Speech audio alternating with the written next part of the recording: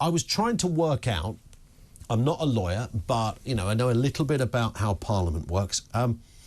Can Rishi Sunak has he got the authority to stop a council imposing a 20-mile-an-hour limit?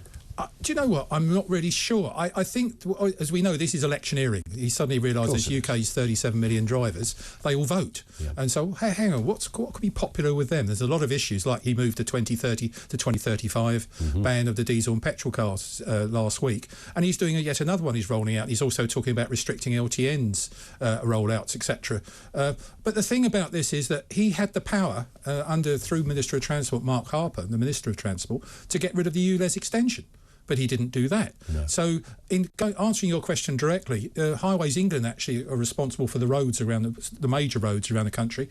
They're responsible for speed limits, and they're in negotiation with local authorities. Yeah. So, rough riding or jumping over that, overruling decisions made there, I don't know. I support him in this one. Brilliant. Actually, the 20-mile-an-hour limits are completely asinine, stupid. Yeah, we also, and just a caveat to that, of course, we all support the idea of it round a school or area such as that. There's not a person in the land that doesn't get that argument, but the idea that you just make all roads in most boroughs 20-mile-a-minute, it's just a nonsense. Well, well really, Ian, let's take Wales, for instance. There's 2 million cars over there.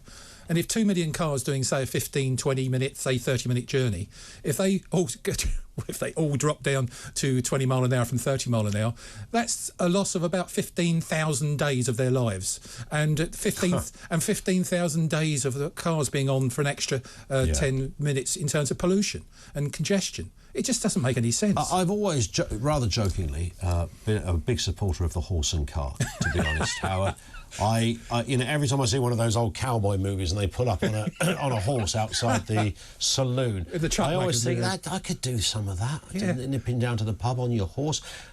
But joking aside, I mean, you know, we use the term horsepower.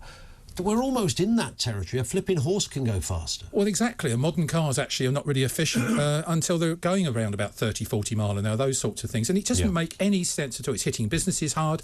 One guy contacted me this morning because he saw that to a tweet that I was coming on here, and he made the point that he's something like he's going to hit his bottom line in terms of profitability, etc., because he can't do as much work as he could do, because getting to his clients and things like that is going to take him something like 50% longer.